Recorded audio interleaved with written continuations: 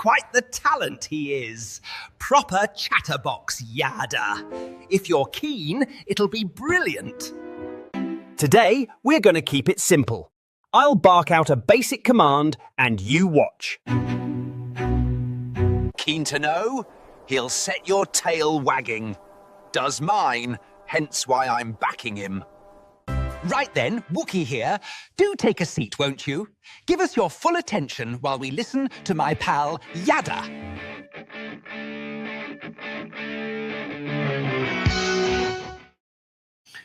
Welcome to the Ocean Studio here as part of the Yahowah blog. I'm your host, Craig Wynn.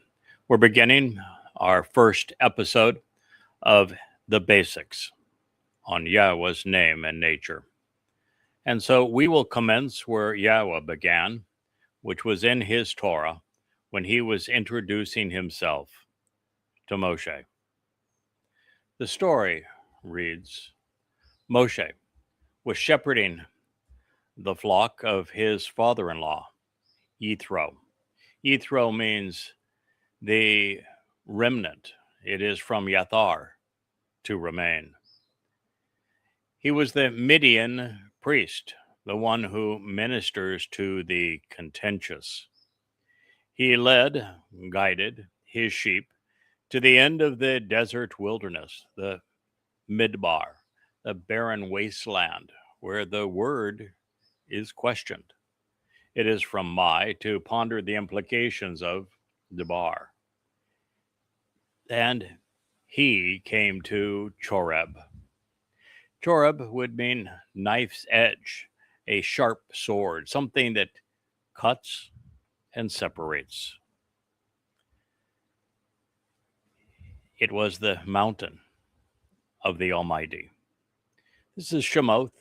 Appropriately named names should never have been called Exodus 3:1. Yes, we will find the introduction to Yahowah's name in a book entitled Shemoth, Names. You ever wondered when you hear the term anti-Semite what you're actually listening to? It doesn't mean that somebody is against Shem, although they likely are, since there is every reason to conclude that Shem, Noach's son, was actually Dod, with that being the second of many iterations, some 6, of Dod's soul being deployed, the first being Adam. But no, Shem is a very important word in Hebrew. You've probably heard Jews, particularly if you are a Jew, say Hashem when they're afraid to say or don't want to say Yahowah's name. And so it's really interesting that in a book named Names, Shemoth, we find Yahowah's name. And now you know that when somebody is an anti-Shemite, that they're opposed to Yahowah's name. Now that would include every Christian, because they erased Yahowah's name and replaced it with a myth. That would include every Muslim. They erased Yahowah's name and replaced it with a ungod. Would include every Jew, because they've also erased Yahowah's name and replaced it with the Lord or Hashem. And so it is instructive for you to know that this book in the Torah is entitled Shemoth, Names. So here we are. I'll read through that first statement again so that you have your bearings as we move on. Moshe, a name that means one who draws out.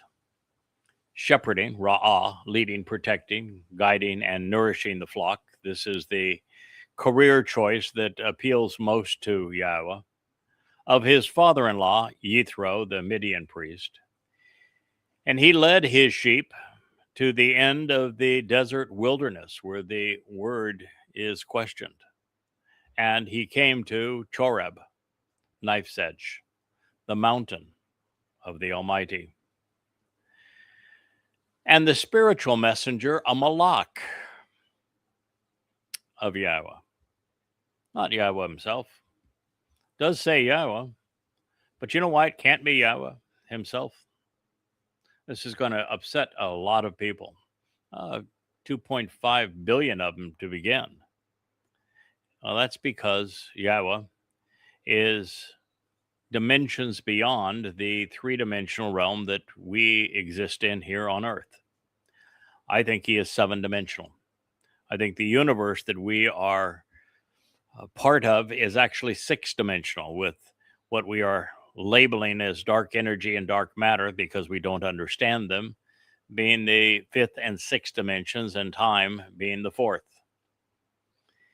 A being that exists in dimensions beyond those that we can experience can very easily create within lesser dimensions, as Yahowah created the universe. It's huge, 2 trillion galaxies, each with hundreds of billions of stars, but yet it was nothing for a being whose dimensionality is one beyond that which he created.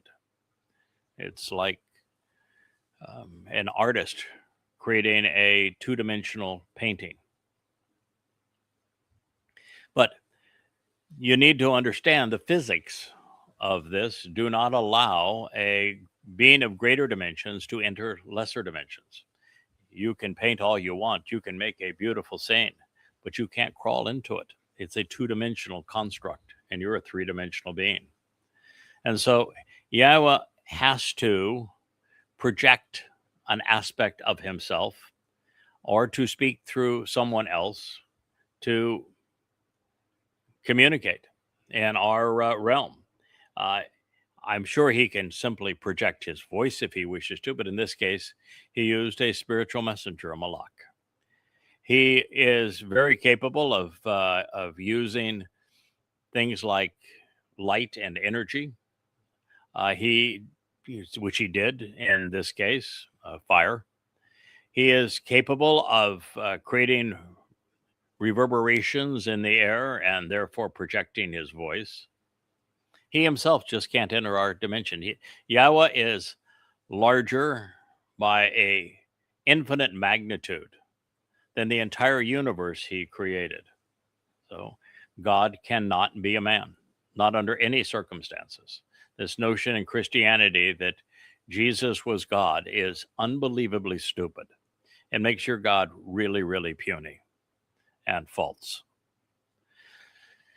So it's important to know that God's going to choose a way to project his message, his presence. A malak, spiritual messenger, is one of them. But by the way, the malak doesn't necessarily have to be a spiritual being. Malak typically are, but not all of them. Yahowah is very capable of placing one of his ruach in a person and have a person speak for him. He's also capable of creating a physical presence and inserting his nefesh soul, his persona, as one would do with an avatar. So God has many ways of projecting his nature. In this particular case, Yahowah projected it through a spiritual messenger who could have taken on many forms. Spiritual messenger can be light energy, and also can be a actual person that has the spirit of Yahowah within them. So, and the spiritual messenger, the malak, this heavenly envoy and representative and ambassador of Yahowah. We will examine that name in a moment, but just to give you a head start, we will learn that Yahowah's name is based upon the Hebrew verb, one of the most common of all Hebrew verbs. It's haya.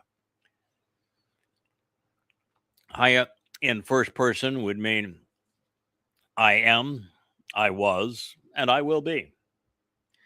Yah explains how to pronounce 3 of the 4 letters in Yahowah's name. All you need to do to know how to pronounce the 4th letter in Yahowah's name, the W, the Wah, is to look at the book that we are examining this testimony within. It's a Torah. And the O sound in Torah comes from the Hebrew Wah. When you see Torah written Torah, they're lying to you. because Torah is TWRH, with the two vowel sounds coming from the two vowels in Yahweh and that name Torah, the Wa for the O and the He for the A sound. If you're questioning this, then you should think of the most commonly repeated word in Hebrew, shalom. You may think that shalom is SHALOM, but it's not. The O sound in shalom comes from the Hebrew Wa. Even the title God is from Eloah. And there again, we have the Aleph that creates the AL sound, followed by a Lamed, and then the Hebrew Wa for the O sound, and once again, the He for the concluding sound. So it's really very straightforward in terms of pronouncing Yahweh's name, but we'll get into more of that as we proceed. So the messenger of Yahweh appeared, became visible to him by means of a flaming. This would be labah. There's lots of words for fire and flame in Hebrew. This is one of the less common. It would, as labah, it would speak of a gleaming blade or a sword of fire. Ish is the masculine word for fire. Isha would be the feminine word for radiant heat and light. And the lab, root of labah, would mean that this fire was very white in its nature. So by means of a white, flaming spear, burning of fire, of radiant heat and light, from the midst of, and you're going to expect me to say a burning bush, but I'm not, because Sinai is a rocky crag. It's a high and shimmering rocky cliff. Yahweh's fire came from a rocky crag, not a burning bush. And the more one studies the Hebrew text and the message that God has given to us, the more you recognize that that is true. It was a burning sword of fire from a rocky crag. Now, the reason that Yahweh would have used fire as light to convey his presence is that light is the one thing that is known to us that is most like him. A spiritual being is akin to radiant energy and light.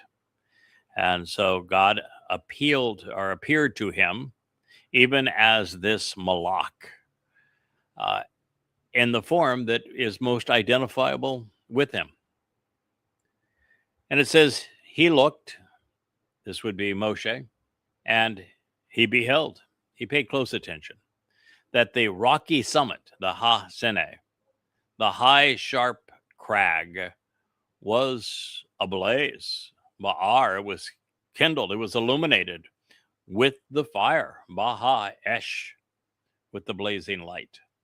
But the crag, Waha Sena, this high cliff, this shimmering rocky place, was not consumed, was not eaten away or destroyed.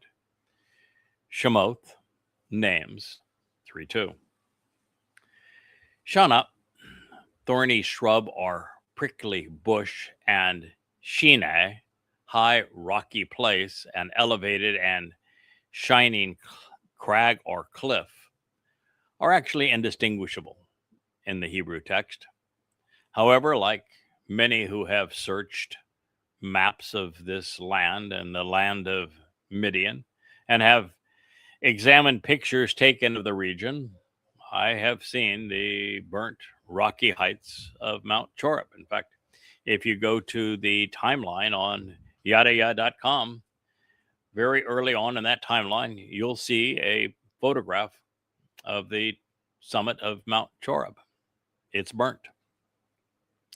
No bushes, however. And since this is the mountain of God, and Yahweh is the rock of our salvation, and the man he has chosen to speak for him today is a crag, I would opt for shimmering high rocky crag. over thorny bush on this day and any day. We're given a choice in the Hebrew. You pick which one you think is most likely true.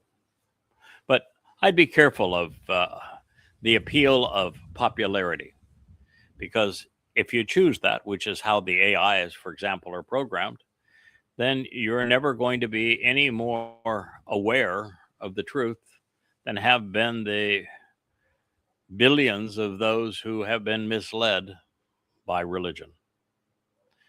Yahweh's name is not used by the religious. If you want to stay in that ilk, you can, but you will never know God, and he will never know you. So a spectacle that was this magnificent is going to come from a crag. It's high, it's large, it's pronounced, as opposed to a shrub. You think that Yahweh was trying to get Moshe's attention, and he's going to say, we're going to come back to this mountain. Then it's the summit of the mountain that's ablaze. Moshe said, I want to change direction. I want to go and I want to witness, to see this phenomenal and massive sight. Eth ha mereth, this enormous spectacle. It is from Ma to ponder the implications of Ra'ah, that which can be seen, inspected, and considered, which is so enormous, extensive, and intense. Ha gadol ha zeh, which is so powerful. It's elevated. It's majestic. This is from gadol, meaning growing, magnifying, empowering, vital, and amplifying. Pretty much resolves this issue of, was it the rocky crag at the summit of Mount Choreb, or was it some scrawny bush? But how and why? Moshe asked. There's nothing to burn on the high, shimmering, rocky crag. Shemot, the names 3:3. Again, there is nothing to burn on the summit of that mountain, the rocky crag, glowing and with leaping and fire and flame. It was magnificent. It was elevated. It was grand, and there was nothing to burn. God was presenting himself. And the way that is the easiest to have an appreciation of what he is like and what he's offering. God is not a material being. God is not a man. So when Yahweh saw that indeed he had changed direction to draw near and to see, God called out to him, inviting him to meet with him from the height and the midst of this rocky crag, this Shinnah. He said, Moshe, Moshe. And so he responded and said, look now and see. Here I am. How do you think Yahweh came to know his name? Why do you think Yahweh went to this desolate place where at the moment there was one man to speak to this individual? Why do you think Yahweh decided that this is the guy that I want to carry out the most important mission in human history to this point in time? You think he had been watching him tend sheep and said, well, there's a really good sheep tender there? What do you think he watched him run away from Mitzrayim, shamed by his own people? You think he saw him in the court of Pharaoh? I don't think any of those things are true. I don't think this is Moshe's first life. I have every reason to conclude that Moshe earned Yahweh's favor as a soul because he was Joseph. And that in that life, Yahweh learned that he could trust him. And Yahweh doesn't like to go forward in relationships unless he has to reveal a prophecy regarding the final outcome of that relationship. And so, he doesn't want to go too far in advance with his discussions now with Moshe. But nonetheless, that's who I think he was, and why Yahweh knew him, why he reached out to him, and why the second insertion of Moshe's soul made this man the single most important person on earth, because he was the only person qualified to do what God wanted done. And it was an exceedingly important mission. And God's not going to trust somebody he hasn't worked with previously and he doesn't know. I mean, the mission that Joseph excelled in and Mitzrayim was exceedingly important, and that it ultimately saved Yisrael, although salvation wasn't all that great. It was pretty grim because they were turned into slaves and faced apartheid and genocide. But nonetheless, they might have been extinct had it not been for Joseph.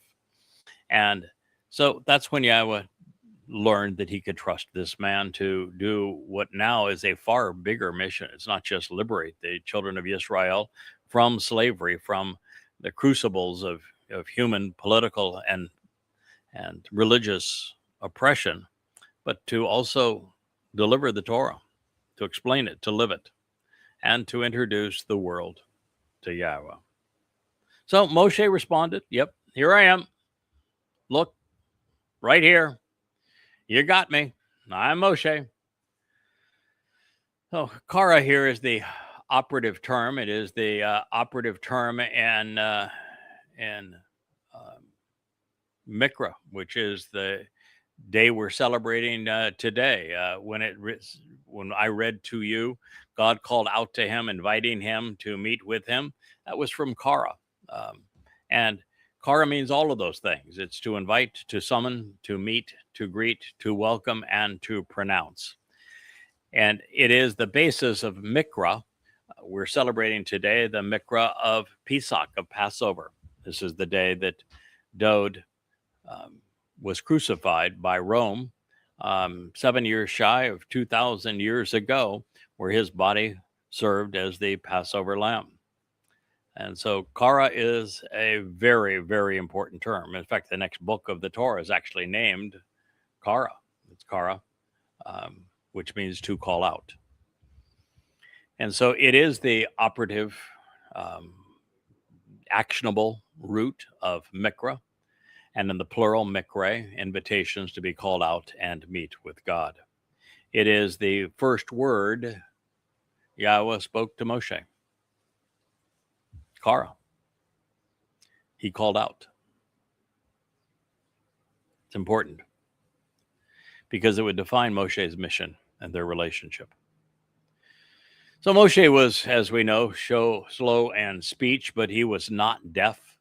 So there was no reason for Yahweh to repeat his name. I suspect it was to draw our attention to the mission that he was about to undertake, which was to Moshe draw the children of Israel out of Mitzrayim.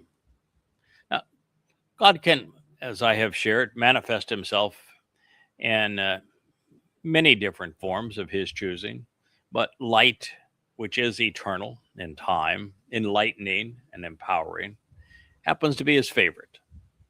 However, we mortals can only come so close to this amount of energy without the source of life becoming too intense for us in our present state. Such may have been the case here. I only say may because there are different ways to translate the Hebrew letters Aleph, Lamed. They can convey God, power, to or toward, or all, not, nothing, or none. So what came next was either, and he said, do not come near this place. Then God said, approach and draw near this place. Probably not. That would be an internal contradiction, wouldn't it? The first rendition there he could not, I don't think he said, do not come near this place, because he was inviting Moshe to meet with him. So I think the more correct rendering would be, then God said, "Approach and come near this place." The first rendition, while consistent with almost every English translation, does not work in this context because the last speaker was Moshe, and it's clearly God speaking to him. Therefore, El revealed the change from man to God. Moreover, in this last statement, Wakara Elhu Elohim, God called out to him, inviting him to meet with him. The Almighty was summoning Moshe to his presence and welcoming him. Karab not only means to approach and draw near, it is something Yahweh asks of us during the celebration of the Mikveh. We're constantly asked to draw near the fiery light. So this would be consistent with the verb that was chosen in this case. Additionally, Halom speaks of being in close proximity. Further, not only would it have been inconsistent with God's purpose to send Moshe away, since he intended to spend eternity with him, Moshe would spend the next 40 days and nights with Yahweh on Mount Choreb upon his return to this place. God was there to introduce himself to Moshe, and they were about to become inseparable. And then there's the issue of Na'al, sandals. Why take them off if he was being sent away? How would the ground away from God be somehow special? And how was he to walk on such granular soil? And even if we were intent on leaving Aleph Lamed as all as opposed to El, God would have been saying, in spite of the evidence to the contrary, you will not be negated and thus reduced to nothing by the intensity of this powerful force that you're witnessing. Certainly not so by approaching me. So all things considered, I think this is the correct rendering. Then God Almighty said, approach and draw near this place. Take off your sandals from upon your feet, because this place, which to show the benefits of the relationship that you are standing, it is set apart and it is special ground. Shemot the names, Exodus 3:5. Yahweh wants us to approach him and to be comfortable around him. So God said, hey, slip off your sandals, because this place is home. Mount Choreb, the Mount of God, was chosen because it had not been contaminated by men. It was still special and set apart and could serve as Yahweh's Makom, office, the place where he would provide directions for life.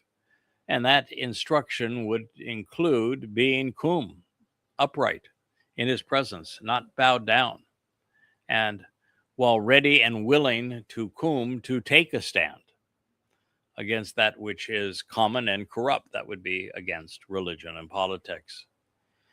Everything important to God and essential for us is Kodesh. It is set apart. If something is ordinary or popular, like religion and politics, like social media, it's not of God.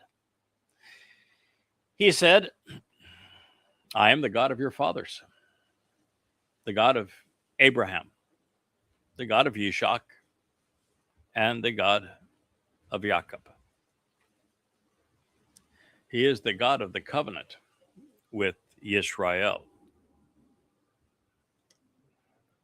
Now, Yahweh could have simply stated, any Elohim, I am God, and left it at that. But he didn't. It is therefore essential that we recognize the implications of him going on.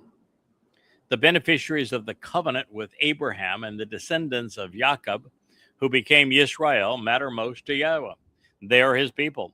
That is why he said that this place in which he was meeting with Moshe, a Yisraelite from the tribe of Loi, was special. That's why if you are a Christian, you need to know that, Yahweh is the God of Abraham, of Yishak, and of Jacob. who became Yisrael. He happens to be the only God, but God chose to identify with this group of people, not because they were special in their own right. They weren't. They were obnoxious most of the time. They were so obnoxious that Moshe left them. But the fact of the matter is, no amount of religious malfeasance is going to change the fact, or hocus pocus for the replacement foolology, that Yahweh is the God of Abraham, Yishak, and Jacob. And those happen to be the three men through whom he introduced and conveyed his covenant, that family relationship that is so essential to God. Well, clearly all of this must have been a bit overwhelming. So Moshe, one who draws out, concealed his face because he was awestruck looking upon the Almighty. Shemoth names Exodus 3:6. Moshe was not the bravest man of all. I'm not going to say that he lacked character, because I think he had exemplary character.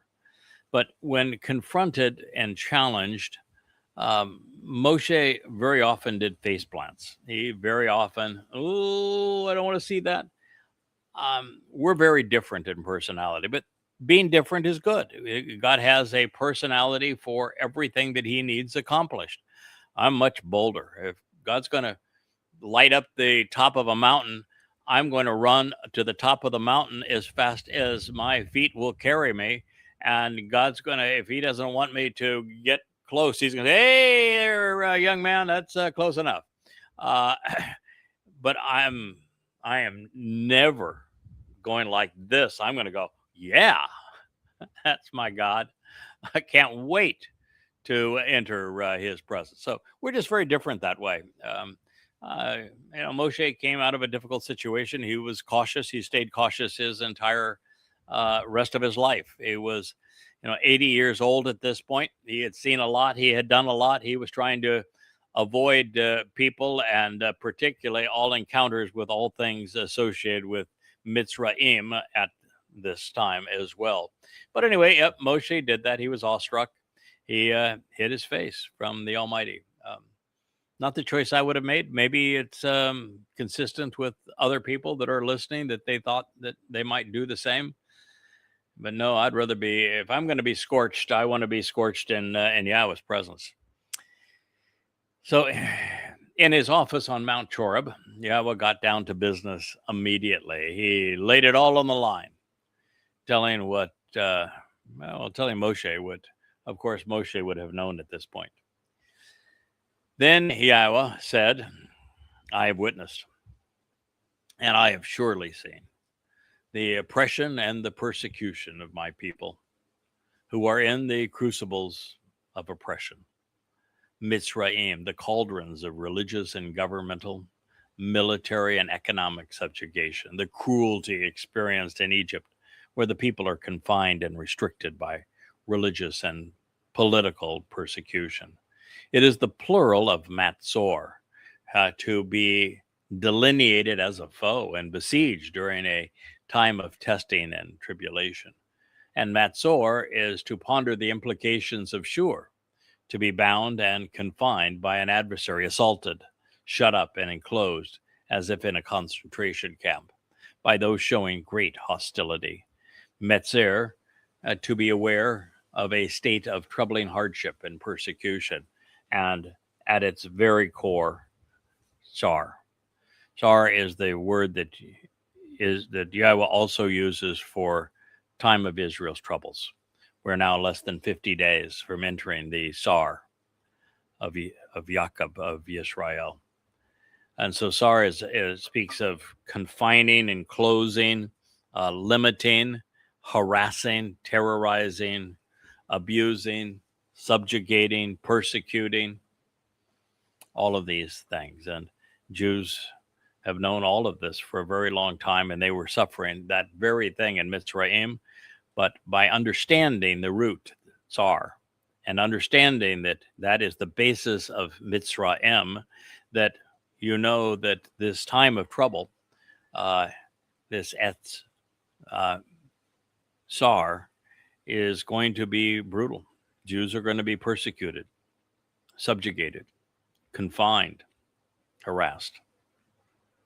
So the basis of the word has merit.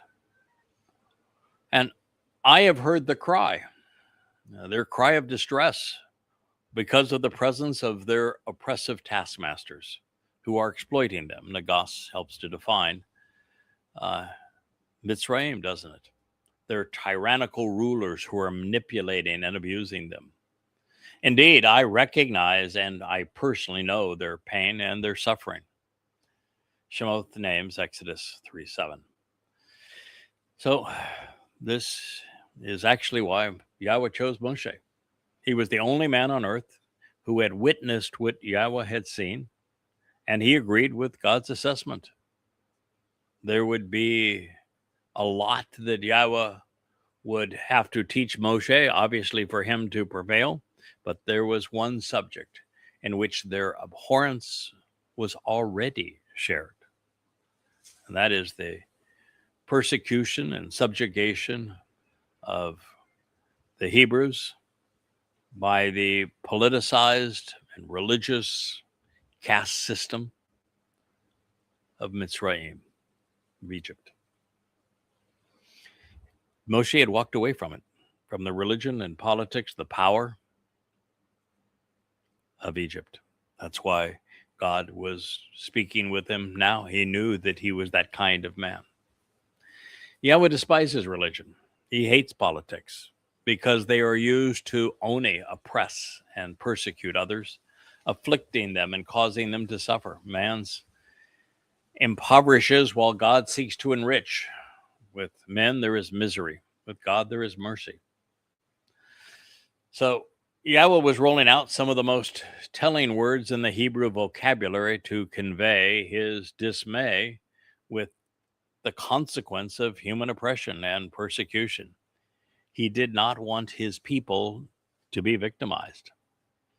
God was familiar with their anguish, and he knew that his people were suffering because, well, he would have his son endure the agony that he had witnessed.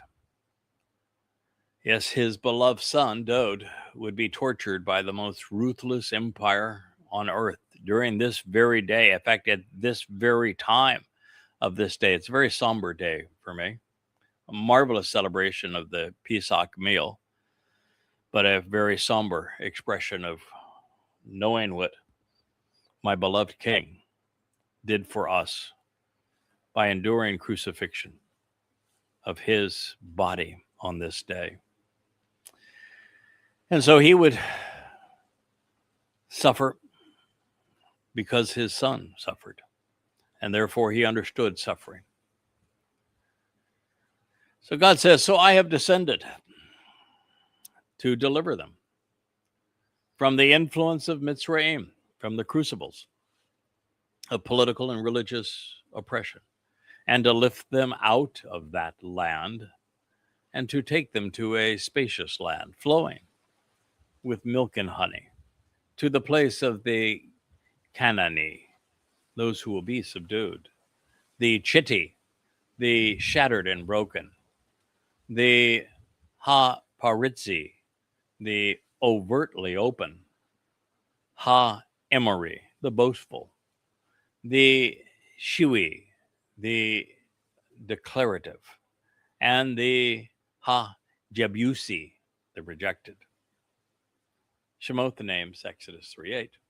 Now, this would be a rescue mission, obviously. Yahweh was committed to lifting his people out of man's oppressive religious and political influence, and God was offering to take them to a very good place. What follows is repeated thrice. God's point is that human political and religious schemes burden their subjects. They are works-based, making them suppressive. Yahweh's solution, which is liberating and uplifting, of course, is the antithesis of man's approach. And so we read, and so now, at this moment, it is my desire that you choose to go, electing to walk as an expression of my will. It was written in the volitional mood, imperative. You have a choice. Paragogic, it's just emphatic.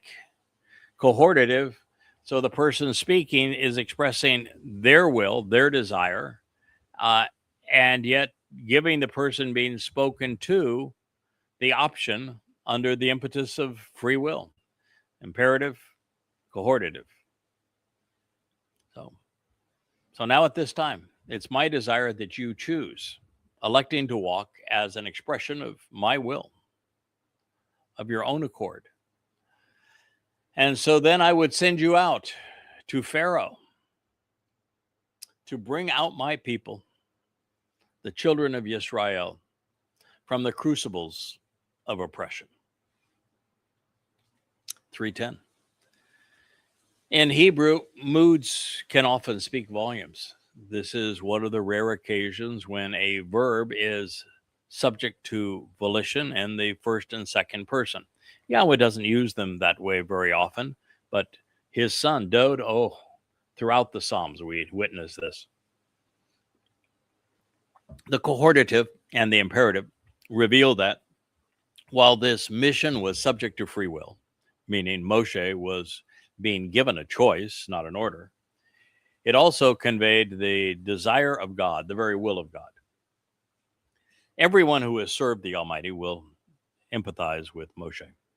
We have often asked the same question, and I can tell you I have repeatedly, that when you share what God has revealed or you communicate for him, you're attacked. Moshe knew that going on this mission and speaking for God was going to be exceedingly unpopular with everybody, his own people and the Egyptians and the Pharaoh, of course. No one who speaks for God is ever popular. If you go to a mega church or you got the world famous chief rabbi or a well-known imam that claims to speak for God, they're lying. If you're popular, you aren't speaking for God. If you're elected to a public office and you claim that you are a voice of God, you're a liar. No one has ever spoken for God and remained popular. But Moshe said to the Almighty, hey, who am I that I should go to Pharaoh and actually bring out the children of Israel from the crucibles of oppression? That's the first response of everyone. Now, God could say, you're Joseph. Moshe was so far removed from that, he might not have even known the story of Joseph. We know it because it's conveyed in the Torah, but it's conveyed in the Torah that Yahweh revealed through Moshe. And I'm sure that when Moshe heard the story of Joseph, he probably had a good laugh with Yahweh and said, that was me, wasn't it? Yep. Yeah, yes, it was. But the fact of the matter is that at this point, Moshe was questioning, okay, the top of the mountain is burning. This spirit that is speaking from the fire knows my name's called out to me personally, wants me to engage with him, and rather than just say no, he says, who am I that I should go to Pharaoh? Well, actually, you're the only person qualified on earth, pal. That's the answer to the question, because you know the politics and the religion of Mitzrayim. You know the attitude and approach of the pharaohs, and you were disgusted by it and lashed out against it and then walked away from it. So I know that you and I share a disdain for this, and I also know that you tried to help my people. They're obnoxious. Okay, we've got that in common. We both know they're obnoxious. They're ungrateful. But the fact is, you tried to help them. I've tried to help them. The very fact that you risk your life to help them, I can identify with that. And therefore, you're my guy. That's why you're my guy. I know you. We've worked together in the past. You're my guy. Now, having lived in and subsequently left Mitzrayim, Moshe was indeed the only qualified and available person on earth to perform this mission. Yes, he was really old at 80 years old, and by his own admission, he had a speech impediment. He was an alleged murderer with a death sentence hanging over his head as well. But none of that mattered, not to God, because God does not work alone, and his criteria for who he chooses to work with, well, it's quite different than man's. He didn't get the most handsome person. He didn't get the most articulate person. He didn't get the most powerful person. He didn't choose somebody with an army. He didn't choose somebody that was rich. He didn't choose somebody that was famous. He chose a man that was out tending sheep in the wilderness and the desolate area of Choreb and said, "You're my guy." He knew him. They'd worked together in the past. Now, by himself, or even with the entire Midian army, Moshe recognized that he was wholly inadequate. This accurate, therefore, self-assessment, along with his appreciation for the plight of his people, made him, again, an ideal implement. He had character, too, demonstrating that he was ready to risk his own life to protect the oppressed. Character matters when you're working with God. That was an extraordinary thing that Moshe did when he stood up against the taskmaster to save the life of a Hebrew. God was duly impressed. In Moshe's case, he wasn't just the best choice. There simply were no other options.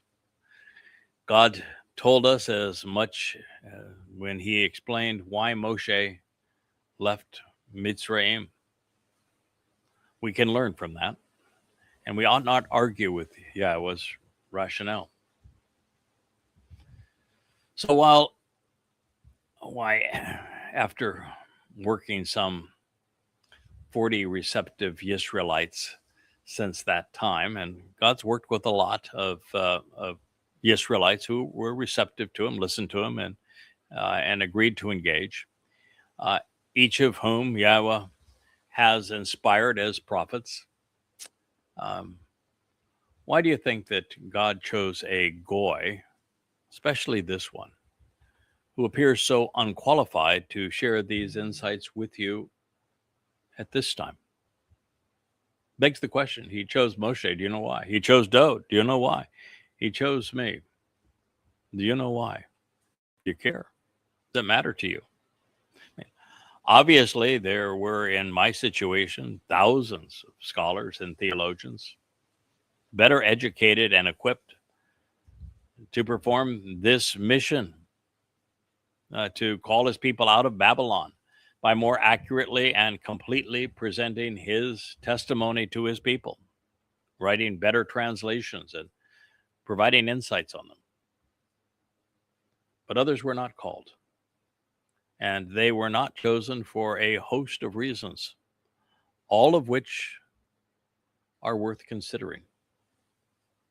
First, theologians with PhDs in biblical languages are engrossed in religion. They earn a living from it. Moshe had walked away from it. So had I. So by definition, they are not liberated from this plague, as is required by God. Abraham, of course, had walked away from the religious and political entanglements of Babylon before God spoke to him. Now, second, for a scholar to maintain a standing in academia, they must ultimately profess what God detests: a politically correct, inclusive, multicultural, and exceedingly liberal agenda. They cannot serve as liberators because Yahowah's words lead in the opposite direction that is necessary for them to maintain tenure. Simply stated, theologians and scholars cannot do as God requests without undermining their careers and standing in the religious and academic communities that they represent. Now, third, there is a tendency for the acclaimed and credentialed to remain self-reliant and to be entrenched. They're far less likely to rely on God And Yahweh works with us by enlightening and empowering those who are open to him and receptive. If you're going to work with God, you have to be willing to learn, to listen to him, to be thoughtful, to go where his words lead. And if you're not, it's not going to happen. If you think you're smarter than God, which would include all of the rabbis and many biblical scholars, if you think you're smarter than the author of the text, which they do, you're of no use to God. Now, with the distortions promoted by Marxist progressives through politics, academia, and the media, with rampant anti-Semitism, cancel culture, critical race theory, Black Lives Matter, multiculturalism, feminism, non-binary genders, misandry, democratic socialism, LGBTQIA+, SWERFs, TERFs, and all things woke. Well, I certainly long for a time when relative stupidity of political correctness was the extent of our issues. But we've gone way past ignorant now. Slightly ahead of his time in 1984, George Orwell wrote, "Every record has been destroyed or falsified. Every book rewritten. Every picture has been repainted. Every statue and street and building has been renamed. Every date has been altered. And that process is continuing day by day and minute by minute. History has stopped. Nothing exists except an endless present in which the party is always right." And it is the willingness to bow to the revisionist mandates of the politicized left, along with the madness and of the religious right, particularly today, as MAGAs are so enamored with this corporeal manifestation of Satan that is infecting the White House, that the field is narrowed of candidates through whom Yahweh can speak, such that in this case, Yahweh was left with a lone, flawed, but serviceable goy. And of course, I had also walked away from religion and politics, so at least I was approachable. And while I have long assumed that I was offered this job per defaultum, and the defaultum being that no one else was available, no one else wanted it, no one else would even listen to God. Now, having studied Yahweh's preferences, it is also likely that I, like Moshe before me, possess some attributes and attitudes that Yahweh wanted to develop. In addition, I met his prerequisite because, like Moshe, prior to our first meeting, I had experienced and then rejected religion and politics. Now, such inquiry and introspection, even curiosity, are essential components of our interaction and our communication with God. We should question everything and strive to appreciate why the narratives which comprise the Torah and prophets have been provided for us.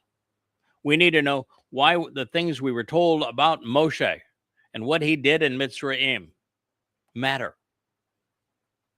Why did he tell us that story? Why were we appraised of the story of Joseph?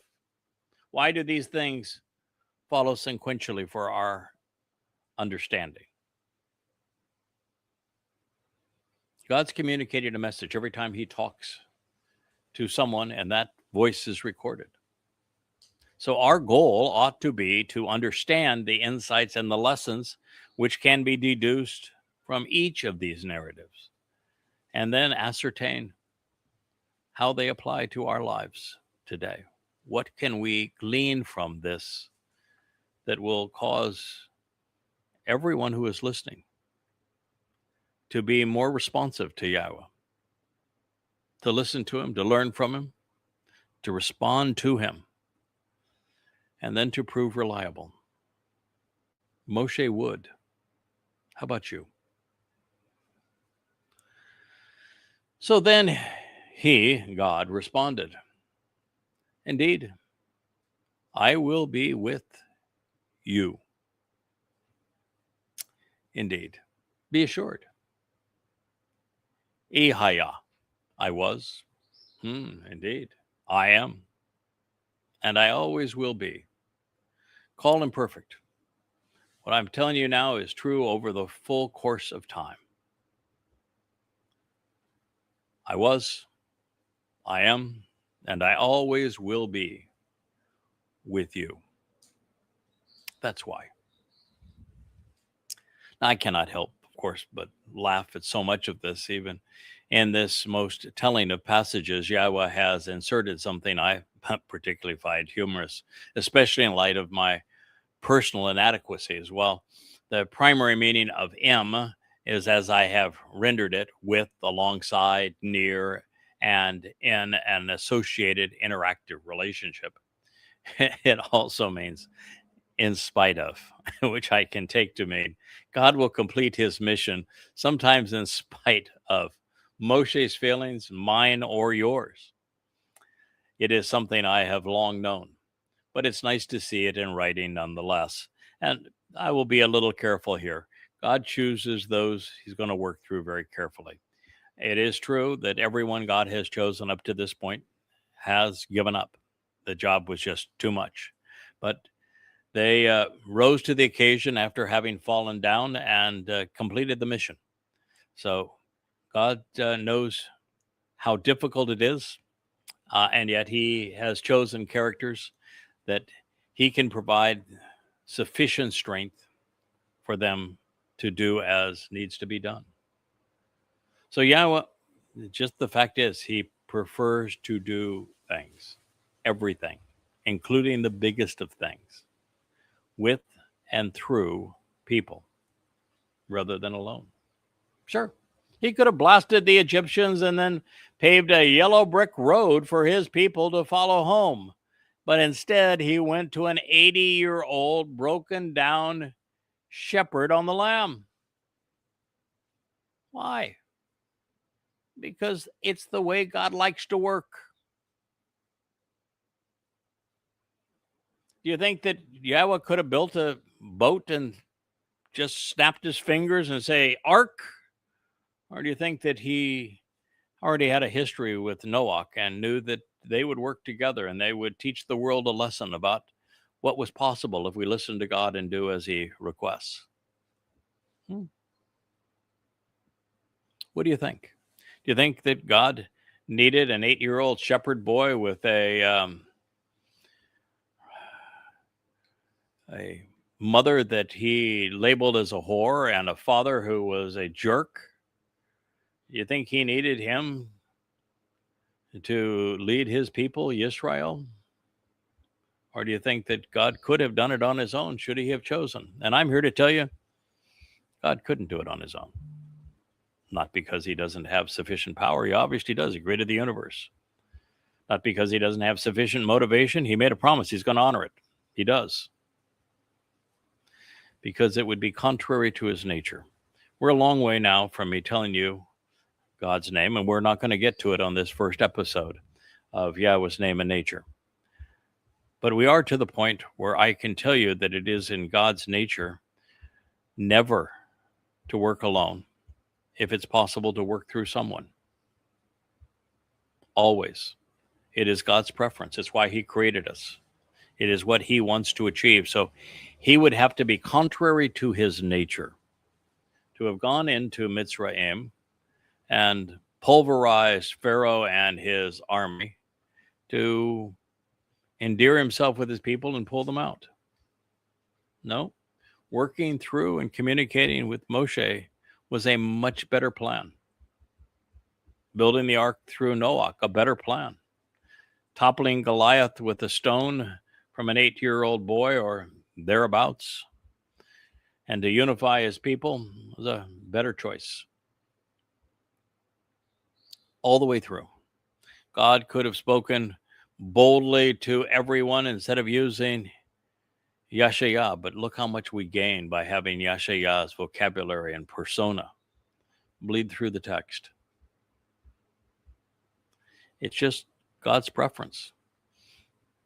He could have his booming voice broadcast right to you through this microphone. He wouldn't need to bring up the Torah passages that I'm reading to you because, well, he authored them. He could speak to everyone directly. But he would have to alter his nature to do so. God has chosen that he wants to work through his creation. You can choose to listen to those who he has authorized to speak for him or not, your choice. But you can't change who he is. And he's not going to change who he is for you. He's not going to perform a miracle for you. He is not going to be a little voice in your head. He is not going to answer your prayers. He picks, just as he did with Moshe, just as he did with Noach, just as he did with Chanoch, just as he did with Eliah, just as he did with Abraham, just as he did with Dod, just as he did with Yirmiah and Yeshaya. Yahweh picks those he wishes to communicate through, those he wishes to work with, and he is consistent. These people are his choice. They have volunteered to do what God wants done. They all have very similar characteristics in the sense that they're all good listeners. They're all very active in the process of being observant, closely examining everything. They're thoughtful. They will go where the words lead. They're responsive to what God wants. They're willing to engage, to work, and they are learning on the job. They make mistakes. They grow from them. They tumble and fall. They get back up and go. They show you exactly what God can do when we're receptive to him. This is an essential aspect of God's nature. And I want you to know about it because you cannot know God until you can accept the fact that he has chosen those who speak for him. And I'm included in that group. I didn't choose God. He chose me. And he had his reasons. And he has issued upwards of 1,000 prophecies to affirm his choice. He chose Moshe. He had his reasons. And we need to glean as much as we possibly can about why God made this particular choice. Well, I thank you for listening. I look forward to being with you later today as we bring you episode 2 of Yahweh's name and his purpose, his personality, and all things that can be known about our God. Thank you for listening. Hey there, thanks for tuning in. That was Fetch. Gotta run now. Catch Yao on our next podcast.